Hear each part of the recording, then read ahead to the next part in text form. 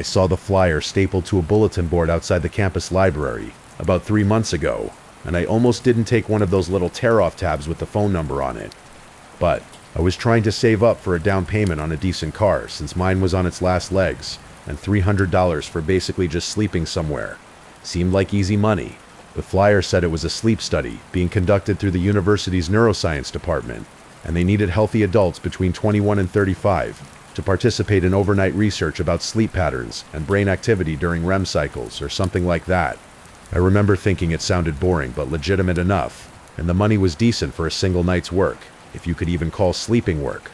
I'm a nursing student, so I'm probably more comfortable with medical settings than most people, which is maybe why I didn't feel as nervous about it as I should have. I called the number a few days later and talked to this really professional-sounding woman who asked me a bunch of screening questions about my medical history and sleep habits and whether I had any conditions or took any medications. She scheduled me for a Friday night session from 10 p.m. to 6 a.m. and gave me an address for a medical facility in one of those office parks on the edge of town. You know, the kind of place with a bunch of low buildings and empty parking lots and those sad little landscaped areas with wood chips and a few bushes. She told me to bring my ID and wear comfortable clothing and not to eat anything after 8 p.m. and that my phone and personal belongings would need to be secured in a locker during the study to prevent interference with the monitoring equipment, which all seemed standard for research protocols. The night of the study, I drove out to the address and found the building pretty easily, even though the office park was kind of confusing with all the identical-looking structures. The facility was on the first floor of a 2-story medical building and had a small sign next to the door that said Sleep Research Center in plain letters. I parked in the mostly empty lot and walked up to the entrance, which was one of those glass doors with a keypad entry system, but there was a doorbell button and a note that said study participants press for entry, so I pressed it and waited. A woman in a white lab coat opened the door after a minute and smiled at me and introduced herself as Dr. Sarah Chen, asked if I was there for the 10 p.m. session, and I said yes, and she welcomed me inside. The facility looked exactly like what you'd expect from a medical research place. Sterile white walls, fluorescent lighting, that clinical smell. The front area had a small reception desk and a few chairs, and some clipboards with forms on them. Dr. Chen asked me to have a seat and fill out the consent forms while she got everything ready, and I sat down and started reading through the paperwork, which was pretty standard stuff about how I was volunteering for a study, examining sleep architecture, and that I understood there were minimal risks, and that I could withdraw at any time, and that my data would be kept confidential. I signed everything and handed it back to her, and she thanked me and said we'd get started shortly. After I finished the forms, Dr. Chen came back with a man who she introduced as Dr. Marcus Webb, and he was also wearing a lab coat and carrying a tablet. They both seemed nice and professional and asked me to follow them down a hallway, past several closed doors to the room where I'd be sleeping. The room was small and clinical, with a hospital-style bed, and some monitoring equipment on a cart next to it, and a chair in the corner, and one of those frosted windows that you can't really see through. Dr. Chen explained that they'd be monitoring my brain activity and heart rate and breathing throughout the night from an observation room, and that the door would be locked automatically to maintain a controlled environment, but that I could press a call button on the wall if I needed anything. She pointed to a red button near the bed, and I nodded and said that made sense. Dr. Webb handed me a small cup with 2 pills in it and a glass of water, and explained that the medication was a mild sleep aid to help ensure I reached the deeper sleep stages they needed to study. He said it was completely safe and commonly used in sleep research, and that it would just make me drowsy within about 30 minutes.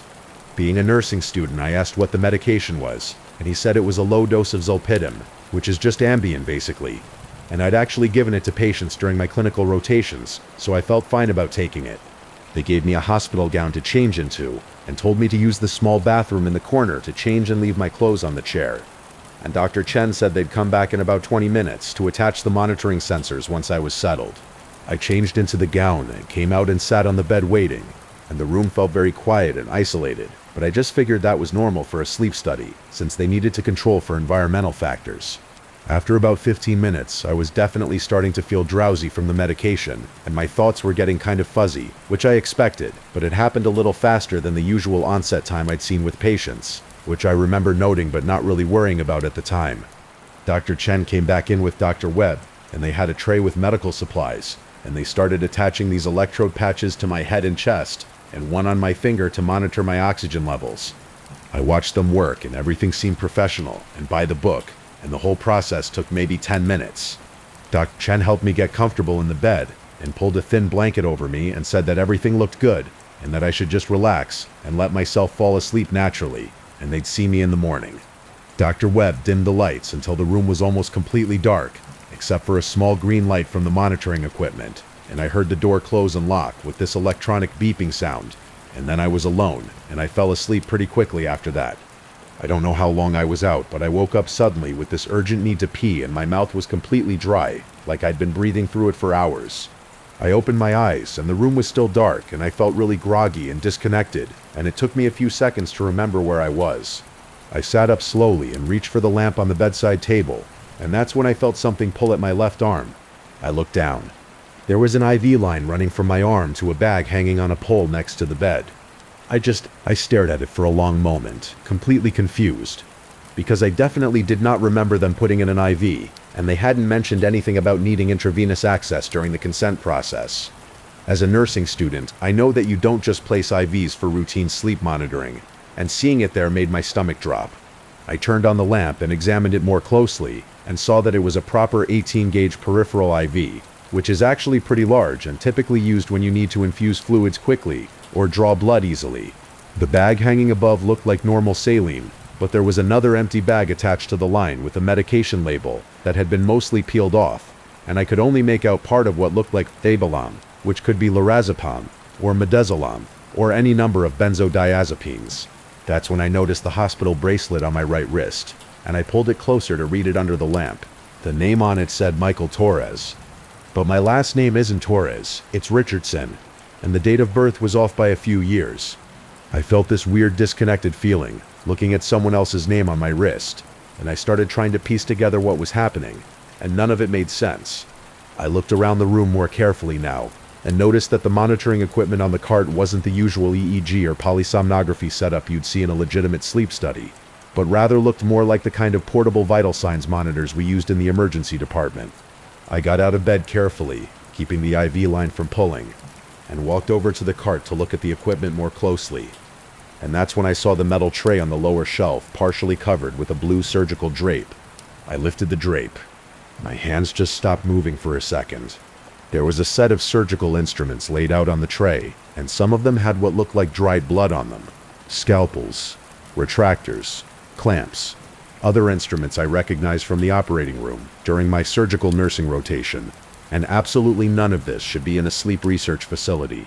I backed away from the cart and sat down on the edge of the bed, trying to think clearly through the fog in my brain, and I realized that the medication they'd given me must have been a lot stronger than they'd said, or they'd given me something else through the IV while I was unconscious. I lifted my hospital gown and looked at my abdomen. My hands started shaking. There were surgical marker lines drawn on my right side near my lower ribs. Thin blue lines about 4 inches long that looked like someone had been planning an incision site. I touched the area gently, and it was tender, like someone had been pressing on it and examining it, and I started thinking through what this all meant, and none of it was good. I went to the door and tried the handle, knowing it would be locked but needing to confirm it, and of course it didn't budge.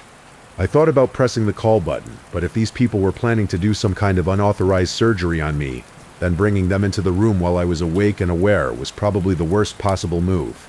I stood there for a minute trying to decide what to do, and that's when I heard a sound from somewhere nearby that made everything worse. It was this high-pitched mechanical whine, like a surgical drill or saw, and it was coming from the next room over, and I realized with complete clarity that whatever they'd been planning to do to me, they were probably doing to someone else right now.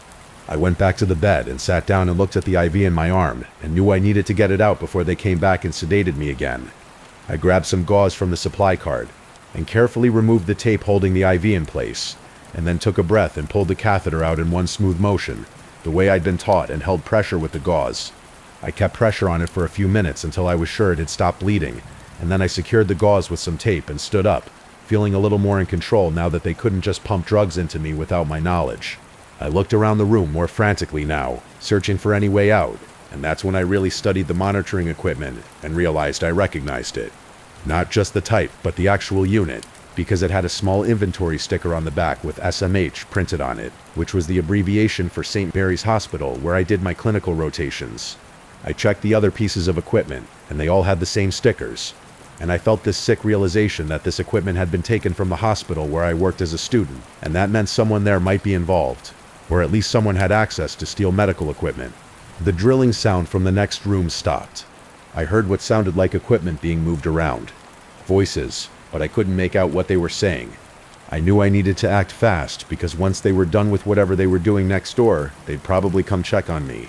I thought about all my options, and none of them were good. I couldn't call for help because my phone was locked up somewhere, and I couldn't get out because the door was sealed and screaming.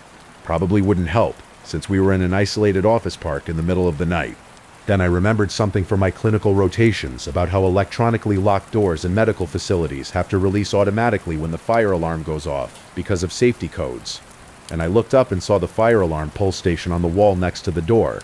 I walked over to it and stood there for just a second, thinking about whether this was really my only option and what would happen afterward. But I couldn't come up with anything better, and I was getting more scared by the second. So I reached up and pulled the handle down. The alarm was incredibly loud and red lights started flashing in the hallway, and I could hear shouting from other parts of the building. After a few seconds, there was that same electronic beeping sound, and the door unlocked. I pulled it open and looked out into the hallway, which was chaotic with the alarm blaring. And I could see Dr. Chen coming out of the room next to mine, and she looked directly at me, and her expression changed from confusion to anger in an instant, and she started moving toward me. I didn't wait around to see what she'd do. I just started running down the hallway in the opposite direction toward where I remembered the exit being, and I was still wearing just the hospital gown and had the gauze taped to my arm where the IV had been. I passed the door next to my room, and through the window, I could see someone lying on a table under surgical lights, and there were other people in scrubs gathered around. But I didn't stop to look closer. I just kept running toward the reception area. I reached the front door and pushed through it, and the night air hit me, and I realized I had no shoes and no phone, and no way to get help except to find another person. The parking lot was mostly empty, but I could see a car pulling out of a spot near the far end, and I ran toward it, waving my arms. The car stopped. The window rolled down. A guy who looked like he was in his 20s stared at me with this expression of complete shock. I said I needed help, and could he please call the police, and he looked at me like he was trying to decide if I was dangerous or in danger, and then he said, "Get in," and I climbed into the passenger seat. He asked what happened, and I tried to explain, but the words weren't coming out right, and I was shaking pretty badly, and he just said, "Okay, it's okay," and asked where the nearest police station was, and I gave him directions, and he started driving. We got to the police station, and I went inside, still in the hospital gown and barefoot, and the officer at the desk looked concerned and asked if I needed medical attention. I said no. I needed them to send officers to this address immediately, because there were people there performing unauthorized medical procedures. The officer took me seriously and radioed for units to respond to the location, and then took me to a room where I could sit down and try to explain what had happened. I waited there while they investigated, and they brought me water, and eventually someone found some sweatpants and a t-shirt for me to change into. They took photos of the surgical marker lines on my abdomen and the IV site on my arm, and the hospital bracelet with the wrong name. After about an hour, the officers came back and told me that when they arrived at the facility, all the doors were standing open, and the building was completely empty. They said all the equipment had been removed, and there was no sign of anyone, and no indication of what procedures had been performed there. They asked if I could identify any of the equipment I'd seen, and I told them about the St. Mary's Hospital inventory stickers, and they said they'd follow up with the hospital to see if any equipment had been reported stolen. Over the next few days, the police investigated further and contacted the university, who said they had no affiliation with any sleep study at that location, and had never approved any research involving overnight stays. They said the flyers were unauthorized, and they had no record of Dr. Sarah Chen or Dr. Marcus Webb in any of their departments. I called St. Mary's myself, and talked to the equipment manager, who said they'd been having problems with inventory discrepancies for the past 6 months, but hadn't been able to figure out where the equipment was going. After my report, they did a full audit and confirmed that several portable monitors and surgical instrument sets were missing. The police checked with the building's property management company, who said the space had been leased month to month to a medical staffing company, but when they tried to follow up, the registration was fake. I went back to campus and tried to find more of the flyers, but they'd all been removed, and I asked everyone I knew if they'd seen them, or if anyone else had done the study, but no one had any information. The police told me they'd keep investigating, but without being able to identify the people involved, or find any of the equipment, there wasn't much they could go on. They suggested I get a full medical workup to make sure nothing had been taken or done to me while I was unconscious. I went to the ER at St. Mary's, where at least I knew some of the staff, and they ran a full panel of tests and did imaging, and everything came back normal. The doctor said it looked like the surgical lines were just marker, and that there was no evidence of any incisions or procedures having been performed. But he also said that the markers in the IV placement suggested they'd been preparing for something, and that I'd gotten out just in time. That was 3 months ago, and I still have so many questions that probably won't ever get answered. I think about the person I saw on the table in the other room, and whether they got out or what happened to them, and whether they were even a real participant, or if they'd been brought there some other way. I think about the name on the bracelet, whether Michael Torres was a real person or just a fake identity, and why they would bother with that level of detail if this was just some kind of organ harvesting operation. I think about how the equipment came from St. Mary's, and whether someone who works there is involved, or if they just knew how to access the supply rooms. The police never found any evidence of what they were actually planning to do, or how many other people might have participated in these studies, and the case is basically stalled out. I check the news sometimes to see if anyone reports going to a sleep study and not coming back, but so far there's been nothing. The worst part is not knowing if it was random, or if they specifically targeted nursing students, because we'd be more likely to trust medical professionals and less likely to question procedures. I've tried to move on, but I'm a lot more careful now about anything involving medical research, and I find myself looking at the staff at St. Mary's differently, wondering if any of them know something. Sometimes I wonder if I really escaped, or if something happened during those hours I was unconscious that I'll never know about, and that uncertainty is almost worse than knowing the truth would be.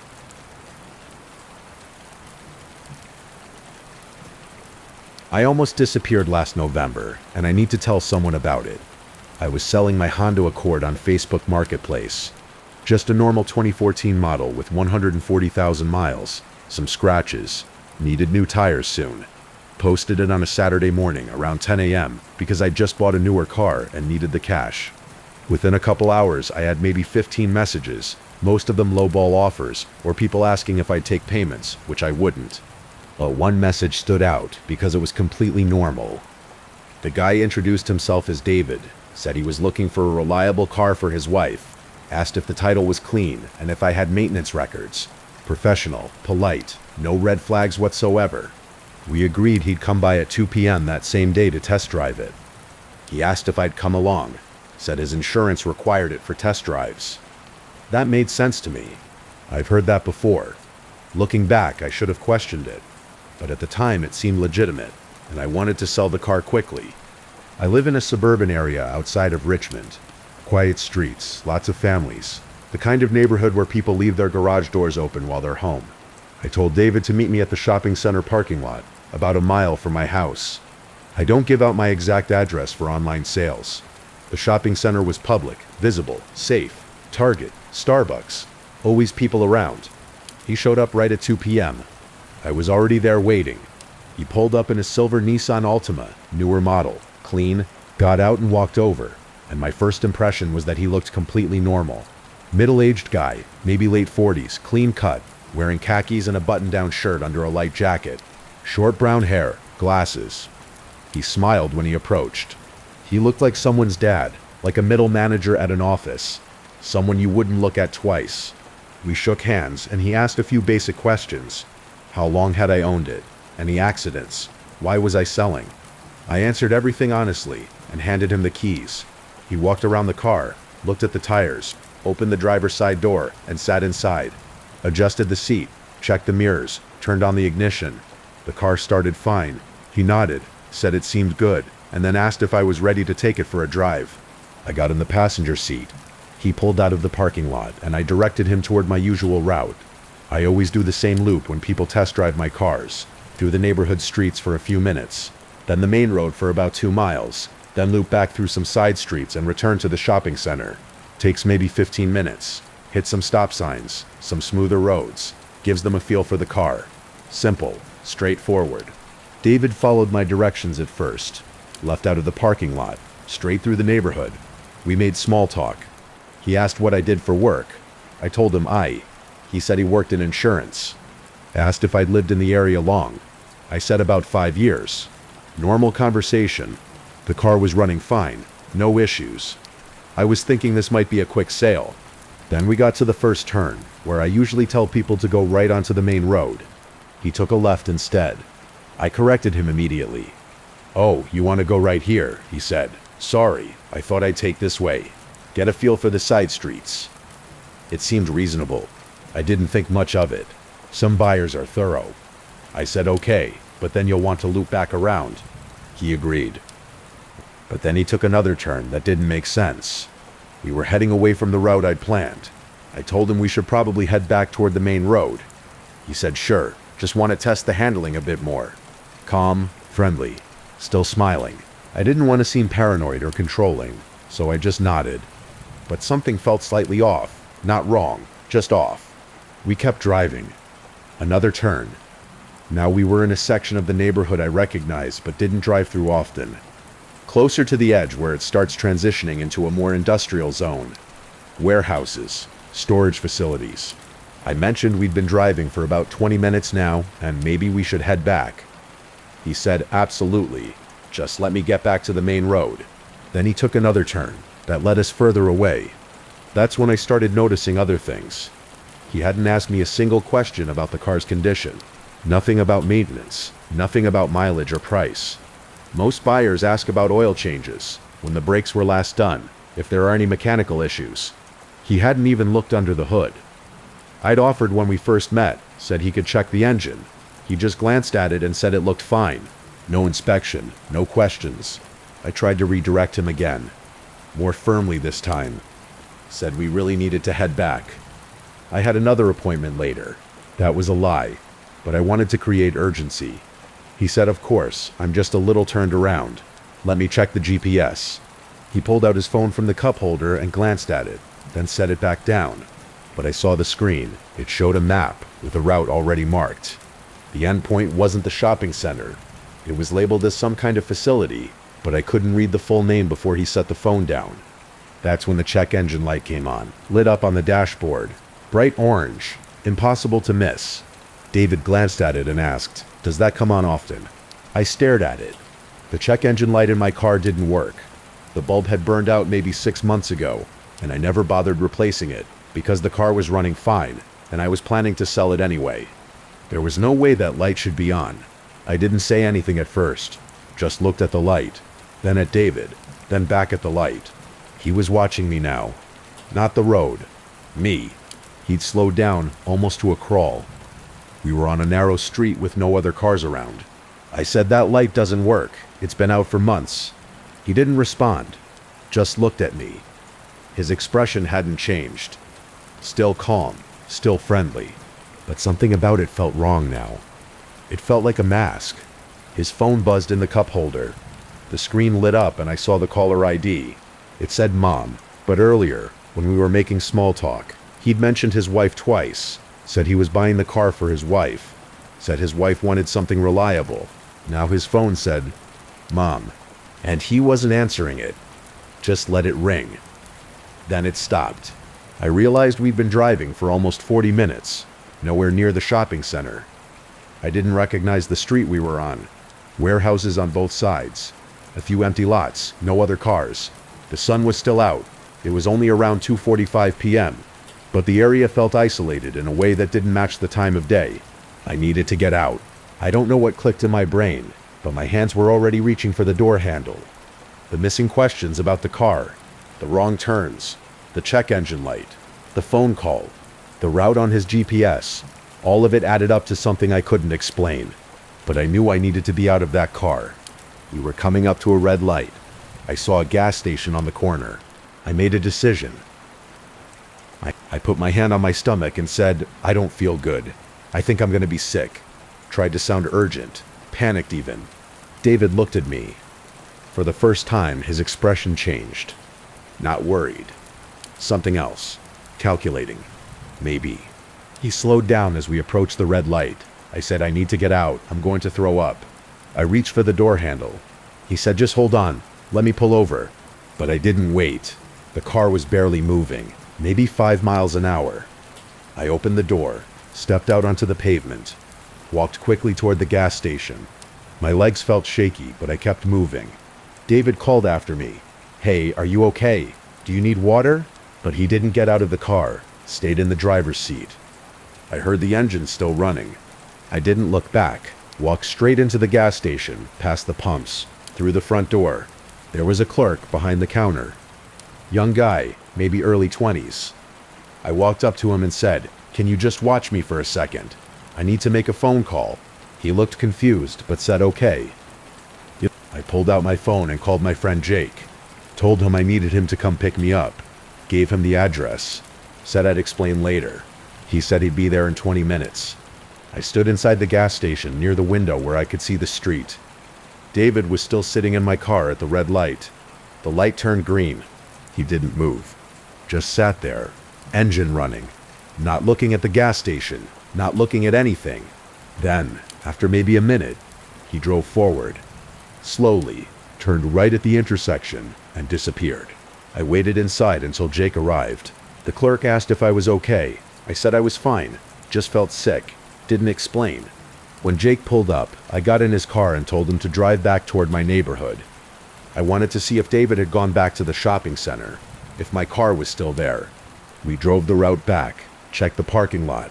The car was gone. I called the police when I got home, explained what happened, and they took a report. Asked for David's phone number, which I had from the Facebook messages. They tried calling it disconnected. The Facebook profile was deleted. They asked for a description of the silver Nissan Altima, the license plate. I hadn't thought to memorize the plate. They said they'd look into it, but didn't sound hopeful. 2 days later, they found my car, abandoned in a grocery store parking lot about 3 miles from where I'd gotten out. Keys still in the ignition, doors unlocked. My registration and insurance papers were missing from the glove box. Everything else was still there. Nothing stolen, nothing damaged. It was like he'd just parked it and walked away. I asked the police what they thought happened. They said they didn't know. Ran the VIN, checked for tampering, found nothing. Said it was possible he was planning to steal it, but changed his mind when I got out. But that didn't explain the route, the deliberate wrong turns, the GPS showing a destination that wasn't the shopping center. A week later, I was talking to the detective assigned to my case. He mentioned they'd found 2 other similar reports. Both involved people selling cars online. Both involved the buyer matching David's description. Both involved test drives where the buyer took wrong turns and the seller felt uncomfortable. One person had refused to go on the test drive alone and brought a friend. The buyer canceled. The other person insisted they drive instead of the buyer. The buyer left without completing the sale. Then the detective mentioned a third case. A man in North Carolina had listed his truck for sale online in September, 2 months before my incident. He went on a test drive with a buyer matching the same description. He never came back. His truck was found abandoned a week later in a wooded area. No sign of the man. Phone was in the truck, turned off. The case is still open. I asked the detective if they thought it was the same person. He said they couldn't confirm it, but the similarities were enough that they were looking into it. He told me I was lucky I got out when I did. I never reposted the car for sale, ended up trading it in at a dealership for less money than I wanted, but I didn't care. I just wanted it gone. Deleted my Facebook Marketplace account. Never sold anything online since. What bothers me the most is that I don't know what his plan was. The detective said the storage facility, destination on the GPS, didn't match any known rentals under the name David or any variations. The phone number was a burner. The Facebook profile was fake. There's no record of who he actually was. And then I found something else. About 2 weeks after the incident, I was checking my LinkedIn profile for work reasons. I noticed my profile views were higher than usual. Clicked on the analytics. An anonymous user had viewed my profile 23 times over the past month. The views started in mid-October, about 3 weeks before David messaged me about the car.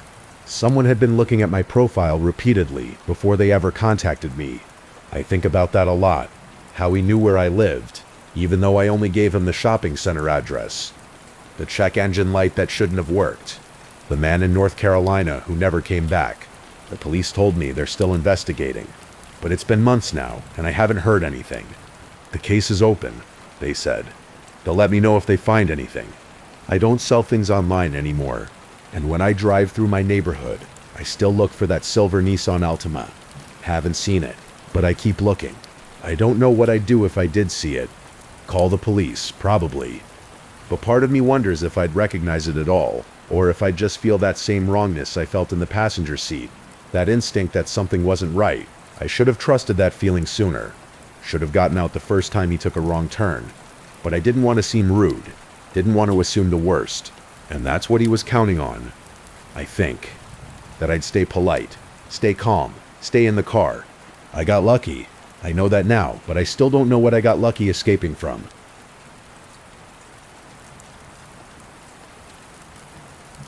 This was back in March 2 years ago.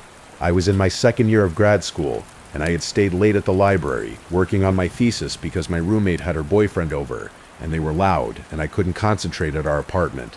So I just stayed on campus until like 11:30, way later than I meant to. And when I finally packed up and left the building, I realized I had missed the last bus by about 20 minutes. I didn't have a lot of money at the time, because grad stipends are basically poverty wages. Regular rideshare apps were charging like $40 to get to my apartment, which was only about 30 minutes away, normally. So I opened this carpool app that I had used maybe twice before, where you share rides with other people going the same direction and split the cost. It was showing a ride for $9 with a driver named Ryan, who had a 4.8 rating, and 2 other passengers already in the car, heading roughly my direction. I requested it, and he accepted right away. The app said he'd be there in 4 minutes. So I waited outside the library, and it was cold, and I was tired, and I just wanted to be in my bed. And when his car pulled up, it was this dark blue sedan that looked normal enough, and I could see 2 people in the back seat through the window. And that actually made me feel better, because I wasn't going to be alone with some strange driver. I got in the front passenger seat because the back was full and said hi to everyone. The driver, Ryan, was maybe mid-40s with glasses, and he seemed friendly enough. Asked how my night was, and I said I was just studying, and he said he got it. His daughter was in college too. The 2 passengers in the back were both younger, maybe early 20s. One was a guy wearing headphones who barely looked up, and the other was a woman with dark hair who smiled at me, kind of weakly, and said hi. Ryan asked if I was okay with making a couple stops to drop off the other passengers first, and I said yeah, that's fine, because that's how carpool apps work. Obviously, we pulled away from campus and started heading toward the highway.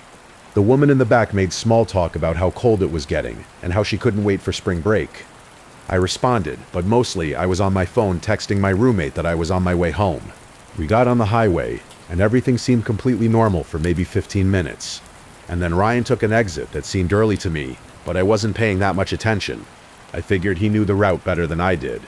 The guy in the back with headphones got out at a gas station and didn't say anything. Just got out and walked away. And then it was just me and the woman in the back. Ryan merged back onto a different road, and I noticed we were heading through this industrial area with warehouses and storage facilities, and not many streetlights. I asked if this was the normal route, and he said it was a shortcut to avoid traffic. The woman in the back didn't say anything. I thought, okay, maybe he does this. Drive all the time and knows the best way. But then we turned into this industrial park area, and it was really dark. Just big warehouse buildings, with no cars around. Ryan pulled up to one of the buildings and put the car in park. I asked what we were doing, and he said he had to make a really quick stop. His friend worked here, and he needed to grab something, and it would only be like 5 minutes tops. I felt my stomach drop a little because this didn't feel right, but I also didn't want to seem paranoid or rude. And the woman in the back still wasn't saying anything. Ryan got out and walked toward a side door of the building. I looked back at the woman and asked if she thought this was weird, and she just kind of shrugged and looked at her phone, didn't make eye contact. That was the first moment I really felt uncomfortable, like something was off about her response. After maybe 2 minutes, Ryan came back with another guy, who he introduced as Mike. Said the car was making a weird sound, and Mike was a mechanic, and could he just take a quick look? I said I hadn't heard any weird sound. Ryan said it was probably nothing, but he wanted to be safe. Mike leaned over the hood and pretended to look at something, and then said he should really check something underneath. Could we all come inside for a minute while he put it on the lift? And Ryan said it would be 20 minutes tops, and I should have said no. I should have just gotten out and called a different ride right then. But I was trying to do that thing where you don't want to seem difficult or like you're assuming the worst about people. And the woman from the back seat was already getting out of the car like this was totally normal. I felt stupid for being worried, so I got out too, and we all walked toward the building. Mike unlocked the door and we went inside. It was this warehouse space with concrete floors and metal shelving units full of auto parts. It smelled like oil and something else I couldn't identify. Mike pointed toward a back area and said there was a bathroom down that hall, if anyone needed it, and vending machines in the office upstairs. The woman immediately said she needed the bathroom and headed that direction. Ryan said he was going to help Mike with the car. They walked toward a garage bay area, and I was just standing there trying to figure out what to do. I pulled out my phone and saw I had like 15% battery left, which made me anxious. I thought about texting my roommate, but didn't want to worry her. And I didn't really know what I would say. Like, hey, I'm in a warehouse with my rideshare driver. Is that weird? I decided to go find the vending machines because I hadn't eaten dinner and thought maybe if I had a snack I would feel less on edge. So I went up this metal staircase to a second floor that had a few offices with windows looking down onto the warehouse floor. I found the vending machines and got some chips, and then tried to go back downstairs, but when I got to the door at the bottom of the stairs, it wouldn't open. I pushed harder. It was locked from the outside. Looking back, this is when I should have absolutely panicked, but my first thought was that it must have locked automatically. I went back upstairs to see if there was another way down, looked out one of the office windows and saw Ryan and Mike standing near the car talking. I couldn't hear what they were saying, but they weren't working on the car. They were just talking, looking at paperwork. I tried to open one of the office windows to yell down, but they were sealed. I started to feel actually scared then. Went to every office door to see if any led to another stairwell, but they were all locked. I sat down on the floor trying to think, and that's when the woman from the back seat came walking up the same stairs I had used. I asked her if the door at the bottom was locked for her too. She said yeah, and sat down against the wall like this was totally expected. I asked her if she thought this was weird, and she said it was probably just a safety thing. I said, didn't she want to leave? She didn't answer, just looked at her phone. I noticed her hands were shaking a little, asked if she was okay. She said she was fine, and then she moved to a different spot further away from me. At this point, I knew something was really wrong. I went to the window again. Ryan and Mike were still down there, and now Mike was counting cash, like a stack of bills, handing some to Ryan.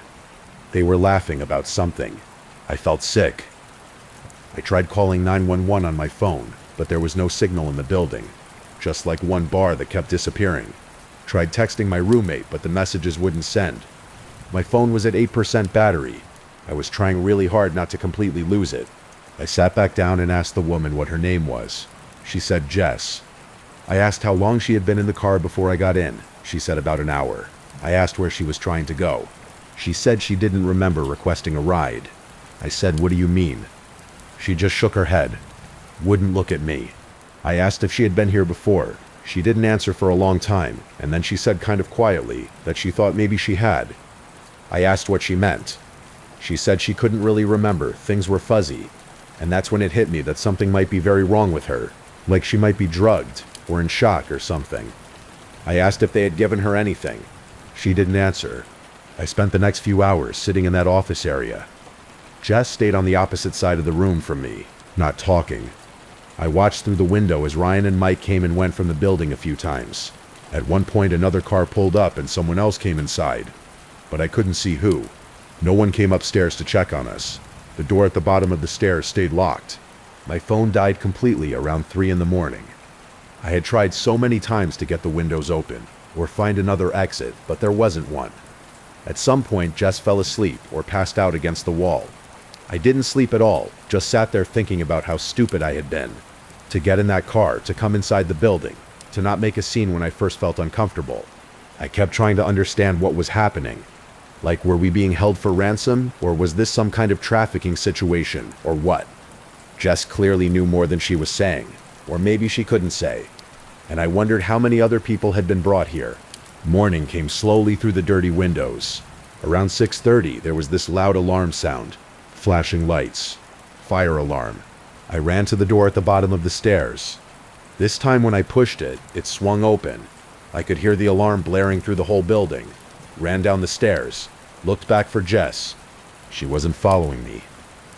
She was just standing at the top of the stairs, watching me. I yelled for her to come on, but she didn't move. I didn't have time to think about it. I just ran toward what I thought was the main exit. Found a door that led outside. It was barely light out and freezing. I was in this industrial area with warehouses in every direction. I just started running toward what looked like a main road. I got to the road and there was almost no traffic, but after maybe 5 minutes a semi-truck came by. I waved my arms like crazy. He slowed down and stopped. I ran to the driver's side. The guy asked if I was okay. I said I needed help. I needed to get away from here. He told me to get in, and I did. He asked what happened, and I tried to explain, but it came out all confused. He said he was calling the police. I said okay. He handed me his phone, and I gave them the address that was on the building. Told them there was still a woman inside. They said they were sending units. The truck driver took me to a gas station about 2 miles away and waited with me until the police came. I gave them a statement. They said they'd go check out the location and I should go to the hospital to get looked at. But I said I was fine. I just wanted to go home. They said someone would follow up with me. My roommate came and picked me up from the gas station. I told her everything. She was horrified. Said I should have called her. I said I tried, but my phone died. She took me home and I slept for like 14 hours. The police called me 2 days later, said they had checked the warehouse and it was empty. No one was there. There was no evidence anyone had been there recently. I said that didn't make sense. I was just there. They said the building owner claimed it had been vacant for months. They couldn't verify my story without any physical evidence or witnesses. I asked about Jess. They asked for her last name. I realized I didn't know it. They asked about Ryan and Mike. I said it was through the carpool app. They said they'd look into it. I checked the app later that day. Ryan's profile was still active. His rating was still 4.8. His car was still listed. I reported him through the app, and they sent back an automated message saying they'd investigate, but I never heard anything else. His profile stayed up for weeks after, until I deleted the app completely because I couldn't stand seeing it. I never found out what happened to Jess, or if that was even her real name, or why she didn't run when she could have, or if she was working with them, or if she had been there before, like she said, or what the usual arrangement was that I heard them talking about.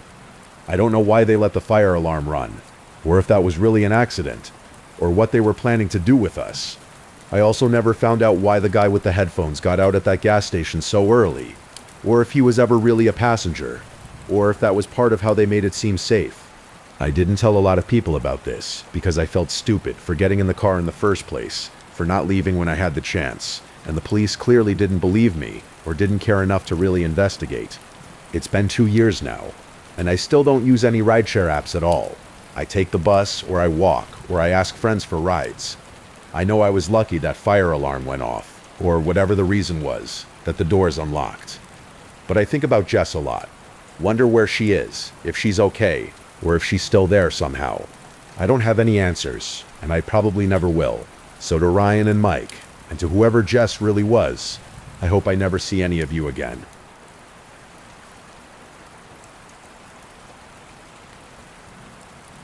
This happened about 7 years ago when I was living at the Riverside Gardens apartments, one of those cheap complexes where the rent is suspiciously low and you learn not to ask too many questions about why. I was 3 months in, working my soul-crushing call center job, saving money, minding my own business. The building manager was never around. Half the units looked empty, and the main entrance lock was broken more often than it worked. But hey, I could walk to the bus stop and the rent was affordable, so I dealt with it. It was a Tuesday night. Late. Maybe 9:30. Maybe closer to 10. I'd just gotten home, microwaved some leftover Chinese food, and was about 15 minutes into watching something on my laptop when someone knocked on my door. The knock was weird. Not loud or aggressive, just this measured, professional rhythm. Like someone who knocks on doors for a living. I wasn't expecting anyone. Nobody had buzzed from downstairs, so either another resident let them in, or, well, the lock was broken half the time anyway. I looked through the peephole and saw a guy in a Navy work uniform standing there with a clipboard and some kind of device in his hand. He looked official enough, probably in his 40s. Short graying hair, one of those ID badges on a lanyard around his neck, though I couldn't read it through the peephole. I figured maybe he was from maintenance or the gas company or something. So I opened the door, but kept the chain lock on, because I'm a woman living alone and I'm not stupid about these things. He smiled, friendly, tired. Evening. Sorry to bother you this late, but we've had a report of a possible gas leak in Unit 3B, and I need to check the adjacent units as a safety precaution. It'll just take a few minutes to test the air quality and check your gas connections if you have any. I didn't smell any gas. I hadn't heard anything about a leak. But I also didn't know what a gas leak was supposed to smell like. I mean, I knew the rotten egg thing, but for all I knew it could be odorless in the early stages or whatever. I asked him if I needed to evacuate or something. He laughed a little. No, nothing like that. It's probably nothing. We just have to check these things when they get reported. It's protocol. I have to inspect your apartment and 3C and 3A, just to be thorough. He held up the device in his hand, something with a small screen on it. This will detect any gas presence and we'll know right away if there's an issue. I can have the building manager call a full evacuation if needed, but I'm sure it's fine. Something about the way he said building manager will call made me pause. Wait, did the building manager send you here? Well, the report came through the city utility company. We got a call from a resident about a smell, and we have to respond within a certain time frame. It's regulations, you understand. Okay, but which resident called it in? He paused. Just a second. I'm not at liberty to disclose that for privacy reasons, but it came from this floor, which is why I'm checking these specific units. I still had the chain on. Okay, well, can I see your ID badge? He held it up to the peephole, but at a weird angle. I couldn't really read it clearly through the fisheye distortion. I understand you're being cautious, he said. That's smart, especially for a woman living alone. Something twisted in my chest. I hadn't told him I lived alone. There was no way to know that just from looking at me through a door. When I didn't respond, he kept going. I noticed you don't have a car in the parking garage assigned to this unit. I checked the registry, so I figured you probably live alone. Most people who live with partners or roommates have at least one car. I take the bus, I said, but now my brain was catching up. Why would a gas inspector check the parking registry? Why would he care about whether I had a car? How would he even have access to that information? He must have seen me hesitating because he said, "Look, I know this is irregular timing, but we got the call at 8 p.m. and I've been checking units since then. I've already done the 2 units on the second floor that are adjacent to the reported source, and now I just need to finish this floor and file my report so I can clock out. Would it make you more comfortable if I checked your neighbor's apartment first? You could watch me do the inspection there so you can see what I'll be doing." That actually did make me feel a bit better. At least I could see what he was doing. Make sure it seemed legitimate before letting him into my space. Okay, yeah, let me just grab my keys and shoes. I closed the door, took off the chain, put on my sneakers instead of staying in slippers, grabbed my phone and keys. I stepped out into the hallway. The fluorescent lights made everything look washed out and dingy, and the carpet had that stale smell old apartment buildings get, like dust and cleaning chemicals that don't quite cover up whatever they're trying to clean. I could see he had a toolbox sitting on the floor near Unit 3B's door. I hadn't noticed that through the peephole. He picked up the toolbox and walked over to 3B. I followed. He pulled out a key ring. Lots of keys on it. "Management provides master keys for emergency access," he said, and unlocked the door. He pushed it open, reached in to flip the light switch. Nothing happened. The lights didn't come on. Huh, that's odd. He pulled out a flashlight from his toolbox. "Wait," I said. "My neighbor is home, isn't she? I've seen her around recently. According to the registry, this unit has been vacant for 2 weeks. Previous tenant moved out and they're preparing it for new occupants." That didn't make sense. I had definitely seen my neighbor, the older Asian woman who lived there. I'd seen her just a few days ago in the hallway with grocery bags. We nodded at each other. "Are you sure about that? I've seen someone coming in and out of there." He turned to look at me. His expression was different now, less friendly. "Well, maybe you saw a cleaning crew, or the building manager. They've been in and out preparing the unit." "No, I'm pretty sure it was the woman who lives there." "Well, I'm telling you what the registry says." He stepped into the dark apartment with his flashlight. I stayed in the doorway. Something felt wrong. The apartment wasn't empty. I could see furniture in there, a couch, a coffee table, personal items on the shelves. There was a coat hanging on a hook by the door. None of that made sense if the unit was supposedly vacant and being prepared for new tenants. Why is there still furniture in there if it's vacant? Some tenants abandon their stuff when they break lease. We'll have it removed before the new tenant moves in. He was holding his device up, moving it around near the walls. "Now, if you'll just step inside for a moment, I can show you how this air quality test works." I watched the screen on his device. just a bunch of random numbers that kept changing. It didn't look like any kind of official equipment I'd ever seen. It kind of looked like the phone, with some app running. What brand is that detector? Honeywell 5000 series, standard issue for utility inspections.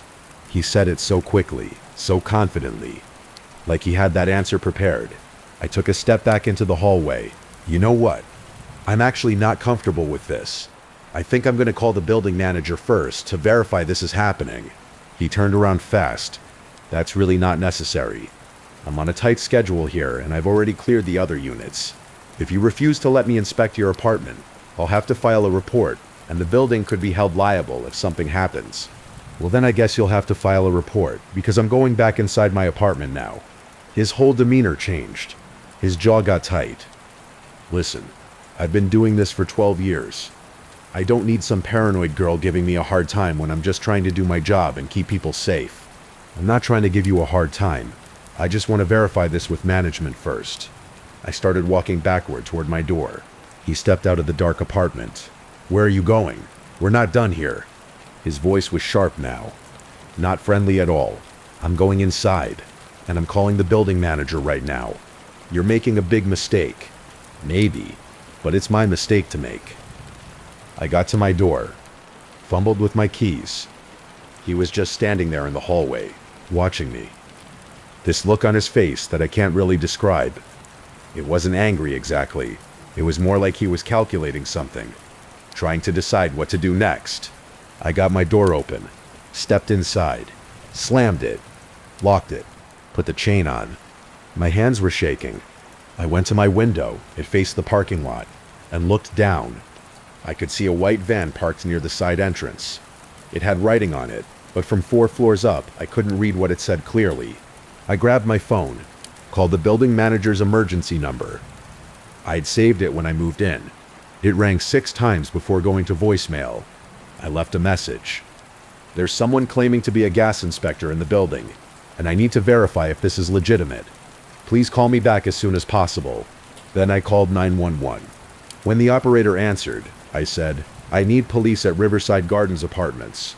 There's someone in my building claiming to be a utility inspector, but I think he's lying about who he is. Are you in immediate danger? I don't know. I'm in my apartment with the door locked, but he was trying to get me to let him inside, and his story doesn't add up. Police are being dispatched. Stay on the line with me, and keep your door locked. I went back to the peephole. The hallway was empty. I couldn't see him anywhere. His toolbox was gone from where it had been sitting by 3B's door. I told the operator he seemed to be gone. The police are 3 minutes away. Stay inside until they arrive. I heard footsteps in the hallway. Couldn't see anyone through the peephole. Then I heard a door close somewhere on my floor, maybe the stairwell door, and then nothing. The police showed up about 4 minutes later. I let them in and told them everything.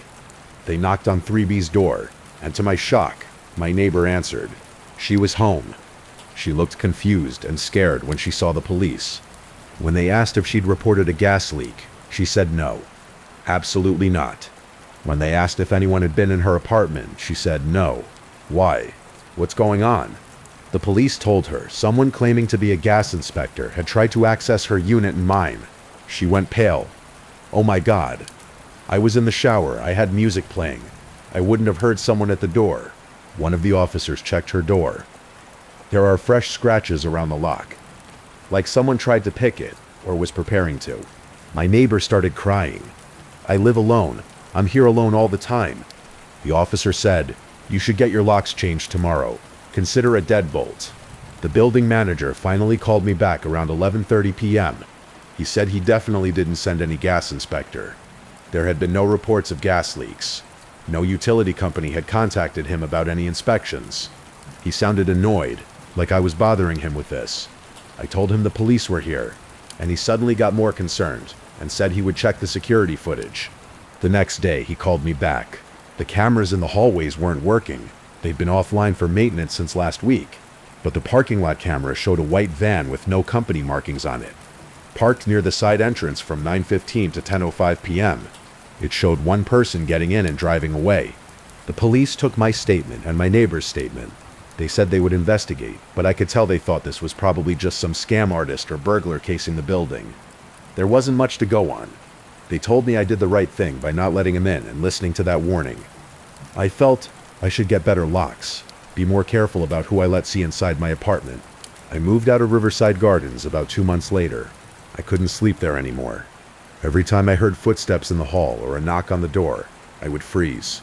My new place is more expensive and farther from work, but it has actual security, working cameras, a doorman. I feel safer. My neighbor from 3B moved out too. I saw her posting on the building's Facebook group looking for a new place about a month after it happened. About 6 weeks after I moved out, I saw a news article shared on that same Facebook group. A series of home invasions targeting women living alone in apartment buildings across the city. The method was always the same. Someone claiming to be a utility worker or building inspector would try to gain access to apartments. In 3 cases, they'd successfully gotten inside. The women had been robbed. In 1 case, assaulted. The police thought it was the same person or group of people working together, but they hadn't made any arrests yet. One of the women they interviewed said the man had tried to get her to step into a neighbor's supposedly vacant apartment to demonstrate his equipment. When she refused, he left immediately. She described him as a man in his 40s with graying hair, in a Navy work uniform. I felt sick when I read that. That was exactly what the guy who came to my door looked like. I realized I had probably encountered the same person. I called the police, told them about my incident, gave them the case number for my original report. They said they would add it to their investigation. The detective I spoke to said I was lucky I didn't let him in. In the cases where he got inside, he became violent very quickly. 1 woman was hospitalized. She also said they found evidence that he'd been watching some of the buildings beforehand, learning the layouts, figuring out which units had women living alone. How he knew that information, they weren't sure. Maybe he was paying someone who worked at the buildings. Maybe he had access to rental records somehow. What I still don't understand is, what was his plan that night? Because my neighbor was home the whole time. So the unit wasn't actually vacant like he claimed. If he'd gotten me inside, what was he planning to do? And was there someone else with him? Or was he working alone? Because I never saw anyone else, but I heard movement in the hallway after he left. Like maybe there was someone else, or maybe it was just him moving around. I don't know. And how did he know about the cameras being offline that week? Was that just lucky timing for him?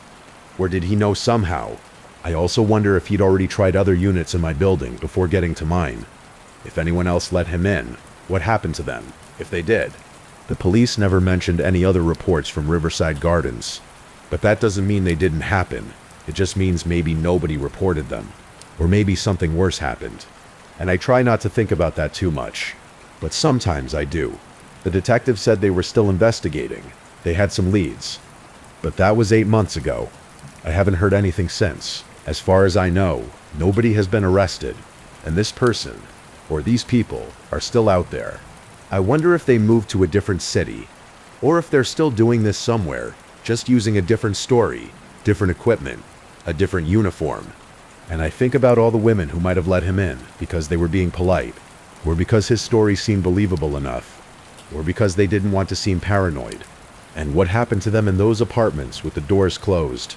The thing that stays with me the most is how normal he seemed at first, how official, how prepared his answers were. Like he'd practiced this whole routine, and the way he switched so fast from friendly to aggressive when I pushed back. I wonder how many times he'd done this before to get that good at it. And I'm glad I trusted that feeling in my chest when he mentioned me living alone. Even though I tried to rationalize it at first. I'm glad I didn't step into that dark apartment, even when he was standing right there, waiting for me to do it. I still think about the white van with no markings, the toolbox he had with him. What was really in it, because it definitely wasn't gas inspection equipment. I think about my neighbor in the shower with music playing, completely unaware that someone was trying to get into her apartment. What would have happened if he'd succeeded in picking her lock before I interrupted him by coming out into the hallway? Sometimes I have dreams about it. Except in the dreams, I do step into the dark apartment, and I never come back out.